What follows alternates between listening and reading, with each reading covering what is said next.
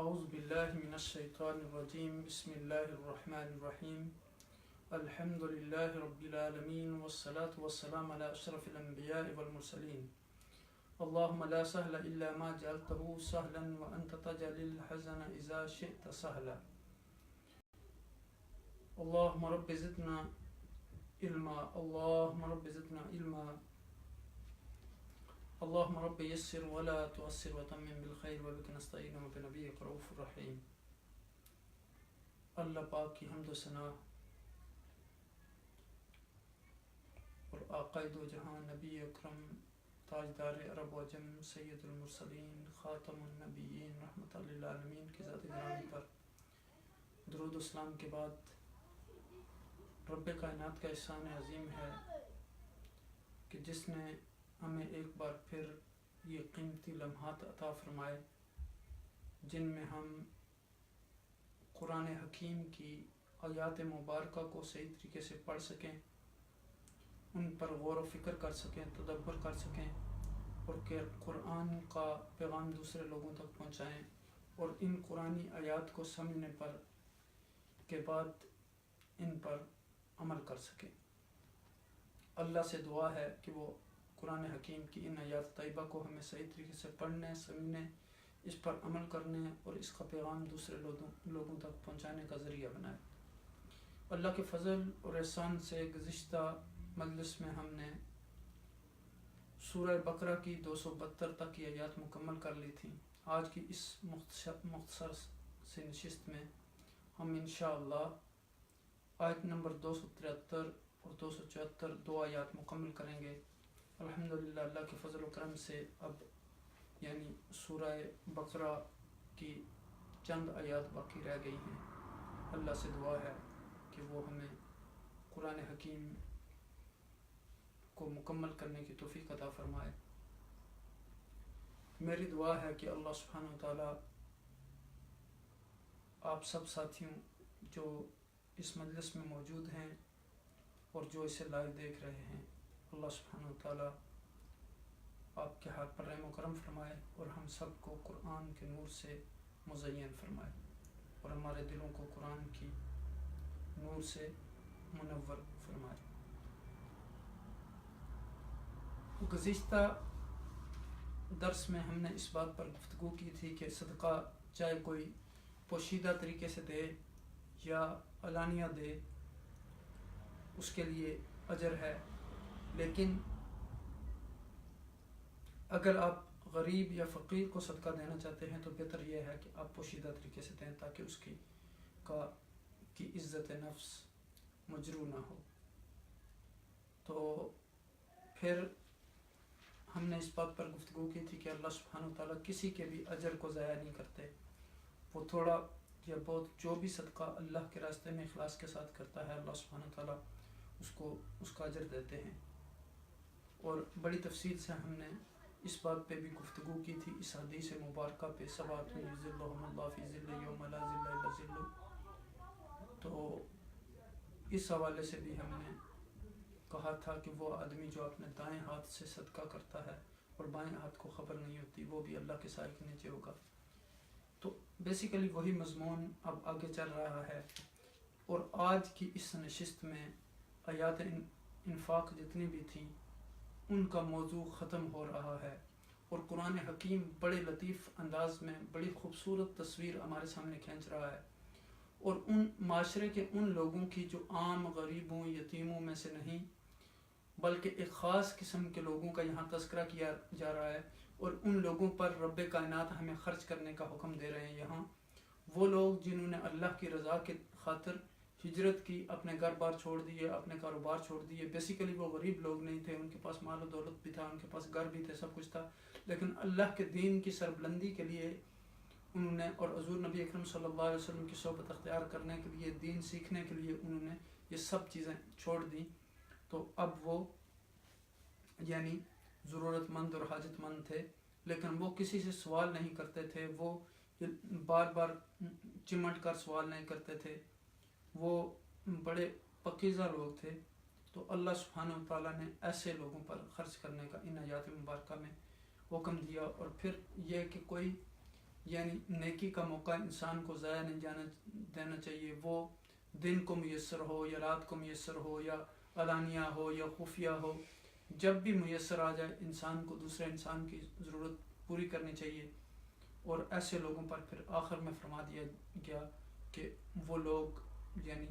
ना, एक तो ये बात है कि अल्लाह सुब्हानहू तआला के यहाँ उनके लिए अजर है, और अल्लाह के यहाँ जो अजर है वो कभी भी ज़ाया नहीं होता। अल्लाह के पास जो भी चीज़ें आप भेज देते हैं वो उनको मा तुक़द्दिमू लिअन्फुसिकुम मिन खैरिन तजिदूहु इंदल्लाह, वो अल्लाह सुब्हानहू तआला के सामने आप पाएंगे। तो दूसरी चीज़ ये है कि दो चीज़ों से उन्हें ये बशारत दे दी गई कि एक तो उनको गम नहीं होगा और दूसरा खौफ नहीं होगा। तो ये दो चीज़ें आप देखें कि खौफ हमेशा मुस्तक़बिल की चीज़ जो होती है उसका होता है, और गम जो होता है वो माजी की चीज़ों पर इंसान हज़ीन होता है, गमगीन होता है। तो आइए हम इन आयात करीमा की तिलावत कर लेते हैं और फिर इसका तर्जुमा और तफसीर की तरफ इंशाअल्लाह आते हैं।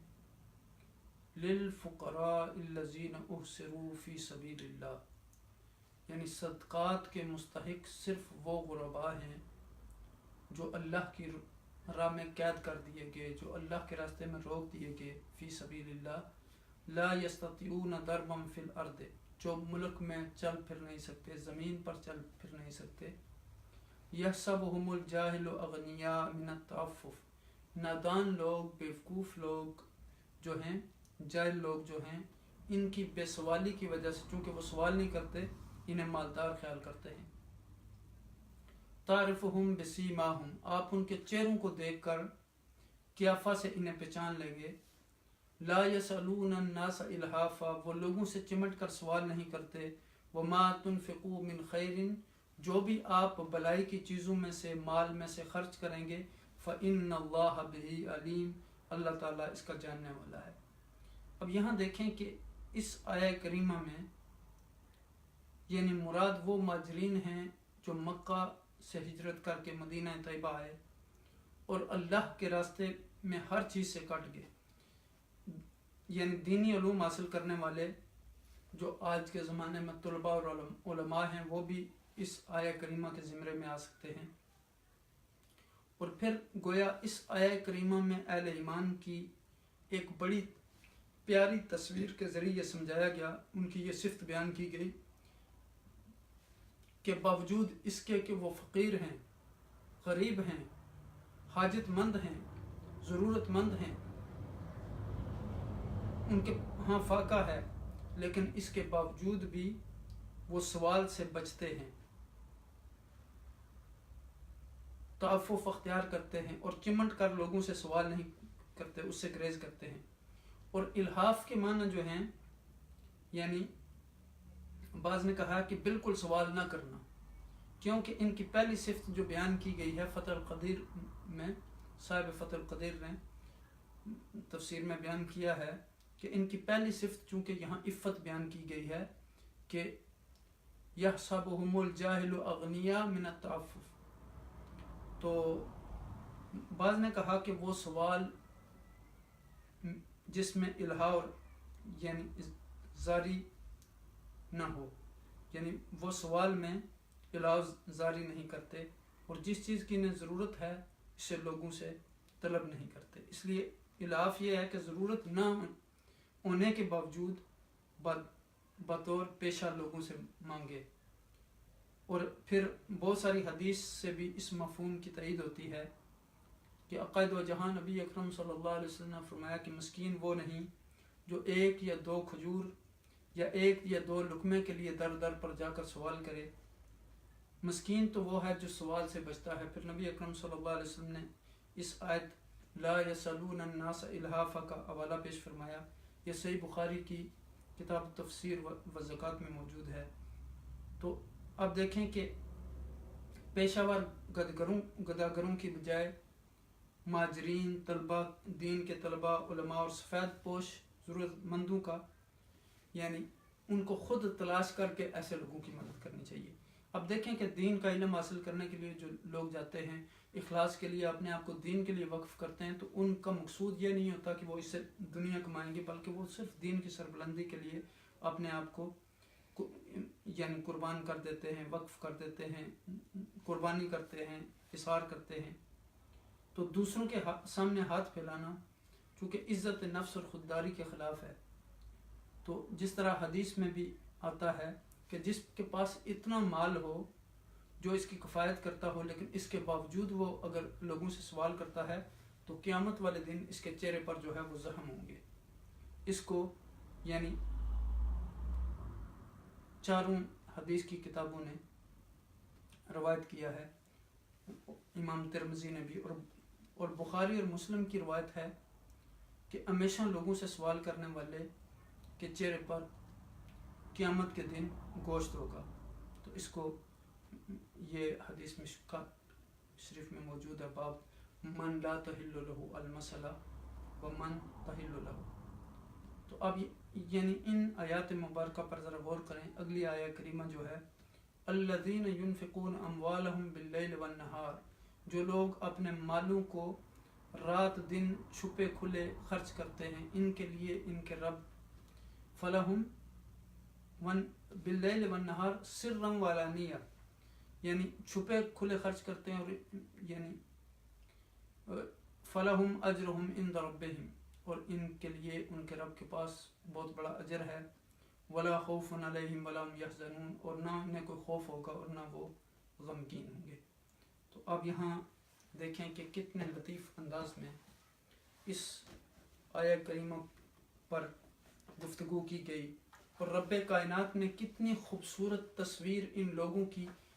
یعنی ہمارے سامنے رکھی۔ ان آیات پر غور کرنے سے معلوم ہوتا ہے کہ گویا ان لوگوں کی تصویر آپ کی آنکھوں کے سامنے گھوم رہی ہے، یعنی بڑے لطیف انداز میں قرآن نے اس کو بیان کیا، یعنی غربت کے باوجود، یعنی آپ دیکھیں کہ قرآن کی بلاغت، قرآن کا حسن، یعنی سبحان اللہ، اتنی بلیغ انداز میں قرآن لوگوں سے گفتگو کرتا ہے کہ گویا انسان محسوس کرتا ہے کہ یہ واقعات اس کی آنکھوں کے سامنے ہیں۔ تو اب دیکھیں یہاں کہ فرمایا کہ للفقراء، تو فقراء جو ہیں، یعنی صاحب زبدۃ تفسیر نے اس کو کہا کہ ای اجعلوا ذالک للفقراء، یعنی فقیروں کے لیے اس کو یعنی ان پر خرچ کرو۔ اور فقیروں سے انہوں نے کہا کون مراد ہے؟ الذین احصروا فی سبیل اللہ، جو جن کو قید کر دیا گیا، تو اب وہ نہ تجارت کر سکتے ہیں، نہ زراعت کر سکتے ہیں، نہ کوئی اور چیز کر سکتے ہیں۔ کیوں؟ اس کی وجہ یہ ہے کہ انہوں نے اپنے آپ کو وقف کر لیا۔ آپ کو پتہ ہے کہ اس زمانے میں کوئی باقاعدہ اس طرح کی آرمی نہیں تھی۔ جب حضور نبی اکرم صلی اللہ علیہ وسلم کسی غزوہ یا جہاد کے لیے نکلتے تو یہ اصحاب صفہ جو تھے، جن کی تعداد 300-400 کے قریب بتائی جاتی ہے، تو یہ اصحاب صفہ جو ہے انہوں نے اپنے گھر بار چھوڑ کر حضور نبی اکرم صلی اللہ علیہ وسلم کی صحبت اختیار کرنے کے لیے، ان سے دین سیکھ کر دوسرے لوگوں تک پہنچانے کے لیے اپنے آپ کو وقف کر دیا تھا۔ تو یہاں قرآن نے بڑے بلیغ انداز میں، بڑے خوبصورت اور لطیف انداز میں کہا کہ یحسبهم الجاہل اغنیاء، چونکہ ان کی یعنی جو ظاہری شکل و صورت ہے یا ان کا لباس دیکھ کر وہ سمجھتے ہیں کہ یہ لوگ جو ہیں یہ بڑے امیر ہیں، لیکن کہا گیا کہ اگر آپ اس پر غور و فکر کریں گے تعرفهم بسیماہم، یعنی آپ ان کے یعنی تاثرات سے، ان کے چہرے سے، یعنی ان کی باڈی لینگویج سے آپ کو اندازہ ہو جائے گا، یعنی چونکہ ان کے جو بدن ہیں وہ کمزور ہیں، تو آپ اس سے اندازہ لگا لیں گے ان کے فقر کا اور ان کی ضرورت کا۔ لیکن وہ دوسرے لوگوں کی طرح یعنی بار بار چمٹ کر سوال نہیں کرتے۔ تو اب دیکھیں کہ یہاں یعنی جس طرح ایک حدیث میں پاک میں آتا ہے، حضور نبی اکرم صلی اللہ علیہ وسلم نے فرمایا کہ اتقوا من فراست المؤمن فانه ينظر بنور اللہ، مومن کی فراست سے ڈرو چونکہ وہ اللہ کے نور سے دیکھتا ہے۔ تو اب دیکھیں کہ یہ ہر کسی کو یہ دیکھنا نصیب نہیں ہوتا، بلکہ خاص جو اللہ کے بندے ہیں وہی ان چیزوں کا اندازہ کر سکتے ہیں۔ باللیل والنہار. اب دیکھیں کہ یہاں زیادہ رغبت دلائی جا رہی ہے کہ یہ نہیں ہے کہ اگر رات ہو تو دن کا انتظار کرے, دن ہو تو رات کا انتظار کرے. یعنی کتنی حرص اس پر کہ یہ نہ ہو کہ کوئی ضرورت مند ہو رات کو تو اس کو چھوڑ دیا جائے, یا دن کو کوئی ضرورت مند ہو, اور یہ نہ ہو کہ کوئی یہ سمجھے کہ بس میں اب لوگوں کے سامنے جا کے صدقہ و خیرات کروں گا, خفیہ طریقے سے نہیں کروں گا. اب دیکھیں کہ اس راستے میں یعنی مال خرچ کرنا اس لیے بھی مشکل ہوتی ہے کہ اس میں کوئی آدمی کی وہ نام نہیں ہوتا, شہرت نہیں ہوتی. تو اس لیے اکثر لوگ چاہتے ہیں کہ جب وہ خرچ کریں اپنا مال تو لوگوں کو پتہ چلے, لوگ ان کی تعریف کریں. تو چونکہ جب آپ یعنی خفیہ طریقے سے خرچ کرتے ہیں تو دوسرے لوگوں کو تو نہیں پتہ چلتا اس وقت, لیکن رب کائنات کے ہاں اس کا بہت بڑا اجر ہے,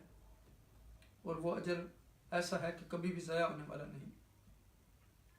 اور اللہ کا یہ وعدہ ہے کہ وہ کسی کا بھی اجر جو ہے وہ ضائع نہیں کریں گے. تو اب اگر یہاں غور کریں تو دیکھیں کہ جو احسرو یہ جمع کا صیغہ ہے, رکے ہوئے ہیں, اور اس لفظ میں بہت ساری گنجائش موجود ہے, یعنی گھر جانا, خواہ وقت کے لحاظ سے ہو یا جسم کے لحاظ سے. یعنی جو لوگ کسی کام میں گر گئے ہوں اور اب وہ آزادی سے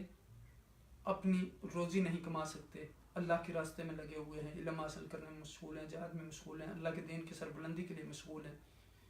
تو اغنیا جو ہے یہ لفظ غنی سے بنا ہے, یعنی غنا سے, اور اس کا واحد غنی ہے, یعنی وہ جس کے پاس حاجت سے زیادہ مال موجود ہو. تو اب دیکھیں کہ حضرت صلی اللہ علیہ وسلم کے نشین صحابہ اصحاب صفہ نے گھر بار چھوڑ کر حضرت صلی اللہ علیہ وسلم کی صحبت اختیار کر لی تھی, اور وہ علم دین کو حاصل کرنے میں لگ گئے. تو اسی طرح کچھ اصحاب جو تھے وہ دوسرے لوگوں کے ساتھ جہاد میں مصروف تھے. تو یہ نیک لوگ جو تھے وہ کسی سے سوال نہیں کرتے تھے, تو ان کے بارے میں یہاں حکم دیا گیا. اور اب دیکھیں کہ خوف کا لفظ ہم اردو زبان میں بھی استعمال کرتے ہیں جس کا معنی ڈر ہے, اور یہ عام طور پر انہی عربی معنی میں اردو میں بھی استعمال ہوتا ہے. لیکن جیسے میں نے شروع میں عرض کیا کہ خوف مستقبل کے سلسلہ میں ہوتا ہے, اور یہ حزنون کا جو لفظ ہے, حزن اس کا مادہ ہے جس کے معنی غم و علم ہے. حزن ہمیشہ ماضی کے سلسلے میں ہوتا ہے, مثلا انسان پر جب کوئی ایسا تکلیف دہ حادثہ گزرتا ہے, کوئی نقصان ہو جاتا ہے, کوئی اس کو تنگی اور مصیبت آتی ہے, تو اس پہ ہمیشہ انسان جو ہے اس پر رنج ہوتا ہے, ملال ہوتا ہے, غم ہوتا ہے, بار بار اس پہ انسان افسردہ ہوتا ہے. تو اللہ سبحانہ و تعالیٰ نے یہاں فرمایا کہ ان لوگوں کو نہ غم ہوگا نہ خوف ہوگا, اللہ کے ہاں ان کا بہت بڑا اجر ہے, چاہے وہ صبح کو صدقہ کریں, شام کو کریں, پوشیدہ طریقے سے کریں, اعلانیہ طریقے سے کریں. اور آپ دیکھیں کہ ایک محاورہ بھی ہے کہ دا دنیا 70 در آخرت, یعنی اللہ تعالیٰ نے اپنے کلام میں وعدہ فرمایا کہ تمہیں پورا پورا اجر دیا جائے گا اور تم پر ہرگز ظلم نہ کیا جائے گا. تو ایسے لوگوں کی زندگی جو ہے اس میں نہ غم ہو ماضی کا ہوگا اور نہ خوف ہوگا مستقبل کا کہ مجھے کھانا نہیں ملے گا یا میرے رزق میں کمی آ جائے گی اللہ کے راستے میں خرچ کرنے سے. چونکہ شیطان ہم نے پیچھے پڑھا تھا کہ وہ لوگوں کو ڈراتا ہے کہ اگر آپ نے اللہ کے راستے میں مال خرچ کیا تو پھر آپ اپنے لیے کیا بچے گا آپ کے لیے. تو اب یہاں دیکھیں کہ اس آیہ کریمہ میں جو حضور نبی اکرم صلی اللہ علیہ وسلم کے مبارک زمانہ میں 300 یا 400 کے قریب ایسے مہاجر تھے جو تاریخ میں اصحاب صفہ کے نام سے جانے جاتے ہیں. یہ خوش نصیب حضرات مسجد نبوی شریف میں جو ہے وہ رہائش پذیر تھے اور دین کے ہر کام کے لیے ہمہ وقت جو ہے وہ تیار رہتے تھے. اگر آقا دو جہاں نبی اکرم صلی اللہ علیہ وسلم جنگ کا اعلان فرماتے تو وہ شریک ہوتے, امن کا زمانہ ہوتا تو یہ دین کا علم حاصل کرتے اور دوسروں تک پہنچاتے, دینی خدمت میں اس قدر مصروف رہتے کہ انہیں اپنے معاش کی فرصت ہی نہ ملتی, لیکن فقر و تنگ دستی کے باوجود کسی سے سوال نہیں کرتے تھے, کسی کے آگے ہاتھ نہیں پھیلاتے تھے, جیسے گزرتی وہ صبر و شکر سے گزار دیتے. اور اللہ تعالیٰ نے اس آیہ کریمہ کے ذریعے مسلمانوں کی توجہ ان حضرات کی طرف مبذول کروائی کہ بہترین مصرف جو ہیں آپ کے صدقہ کا وہ یہ لوگ ہیں. تو اب دیکھیں کہ اس زمانے میں بھی جو لوگ اسکالرز اپنے آپ کو وقف کر دیتے ہیں دین کے لیے، جو طلباء دین کے علوم کو حاصل کرنے کے لیے نکلتے ہیں، ان کے اپنے وسائل نہیں ہوتے، تو ان کے لیے خرچ کرنا اس میں بہت بڑا اجر ہے. تو اب دیکھیں یہاں کہ یعنی اس باب میں امام ابن کثیر رحمۃ اللہ علیہ نے بہت ساری روایات نقل کی ہیں. یعنی آپ نے ایک روایت نقل کی ہے کہ ایک شخص نے قصد کیا کہ آج رات میں صدقہ دوں گا، تو وہ لے کر نکلا اور چپکے سے ایک عورت کو دے کر چلا آیا. صبح لوگوں میں باتیں ہونے لگی کہ آج رات کو کوئی شخص آیا اور وہ ایک بدکار عورت کو صدقہ دے گیا. اس نے بھی سنا اور خدا کا شکر ادا کیا. پھر اپنے جی میں کہا کہ آج رات پھر صدقہ کروں گا. پھر دوسرے دن جب صدقہ کرنے گیا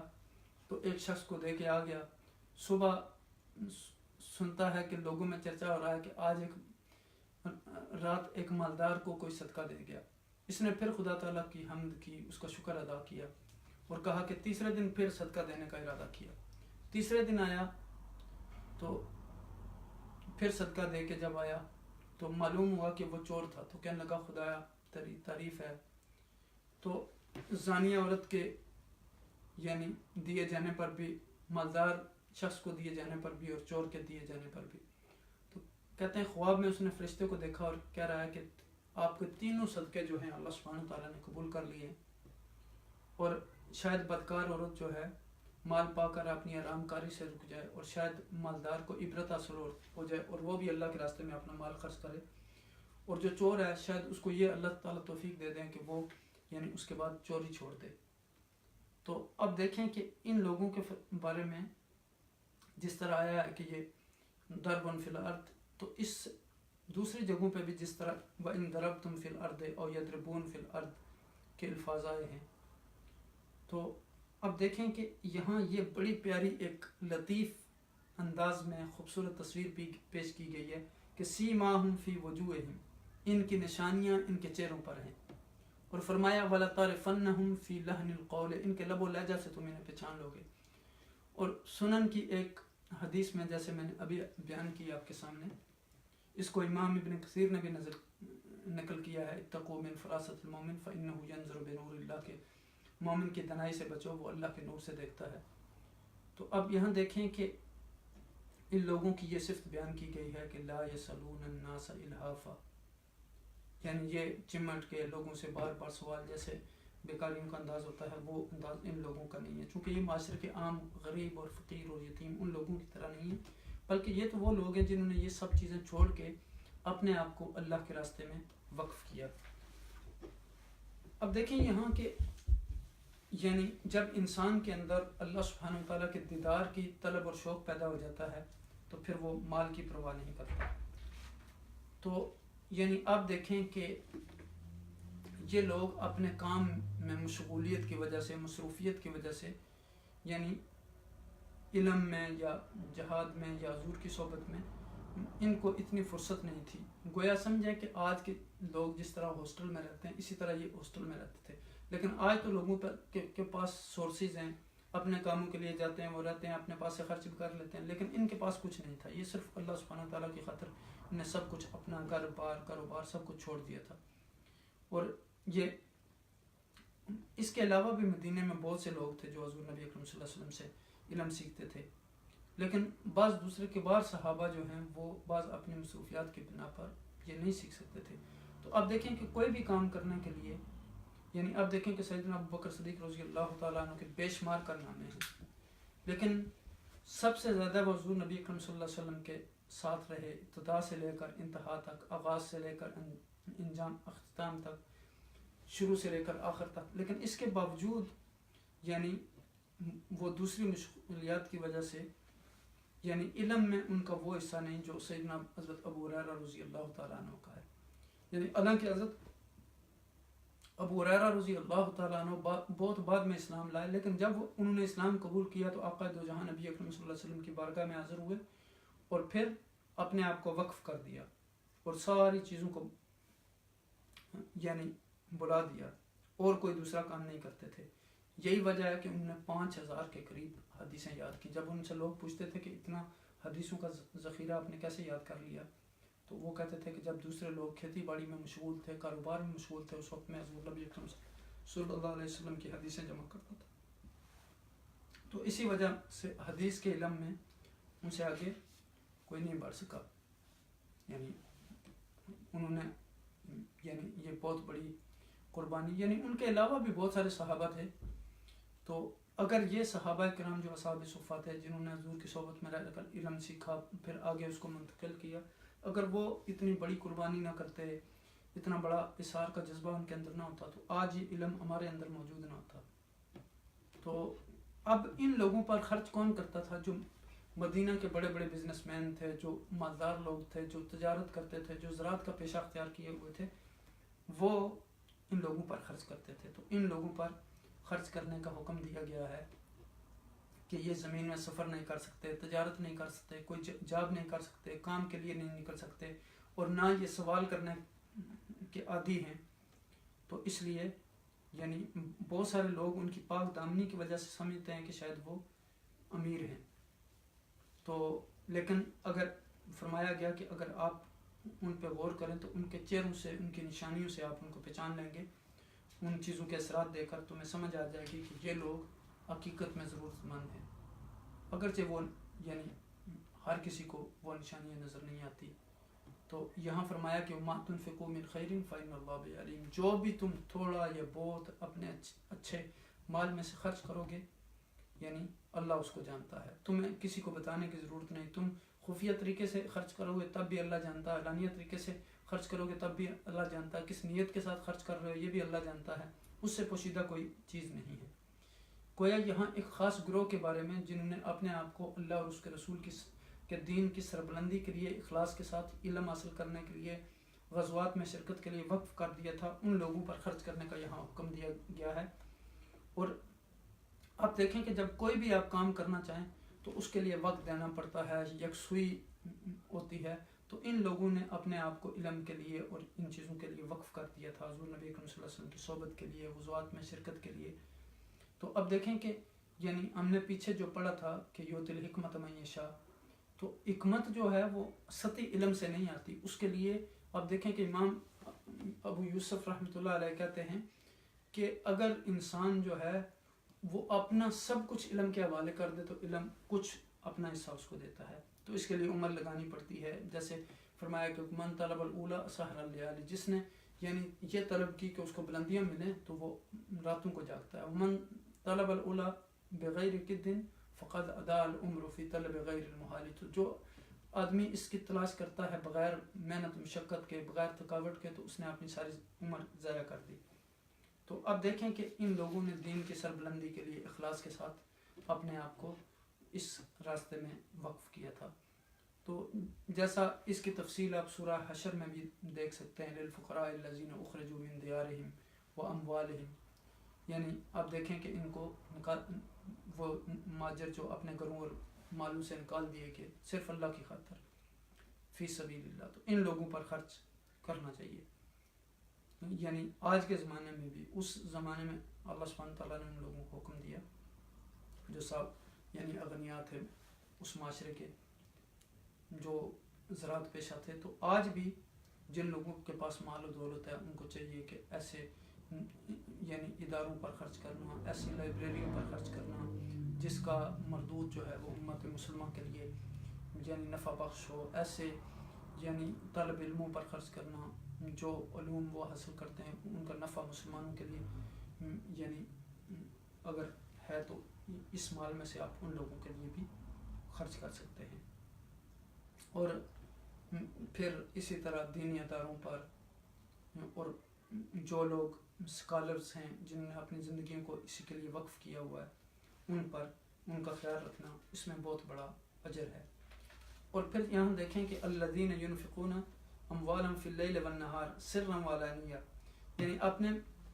مال کو باللیل رات کو یا بالنہار یا دن کو، یعنی سرم والا نہیں، ظاہر کر کے یا چھپا کے، جیسے بھی دیتے ہیں ان کا اجر ان کے رب کے پاس ہے۔ یہاں دیکھیں کہ یعنی یہ ساری جو انفاق خرچ کرنے کی آیات تھیں ان کا اختتام ہو رہا ہے۔ یہاں اختتام پر ایک سمری بیان کی جا رہی ہے، خلاصہ بیان کیا جا رہا ہے، اس کا لب لباب بیان کیا جا رہا ہے کہ آغاز اس کا یہاں سے ہوا تھا کہ یا ایھا الذین آمنوا انفقوا، اے لوگو اللہ کے راستے میں اپنا مال خرچ کرو۔ اور یہاں آپ دیکھیں کہ یہاں یہ پر اس کے بعد وضاحت کر دی گئی اور بتا دیا گیا کہ کیا کریں، کس طریقے سے خرچ کریں، کہاں خرچ کریں، کون کون سے اس سے کے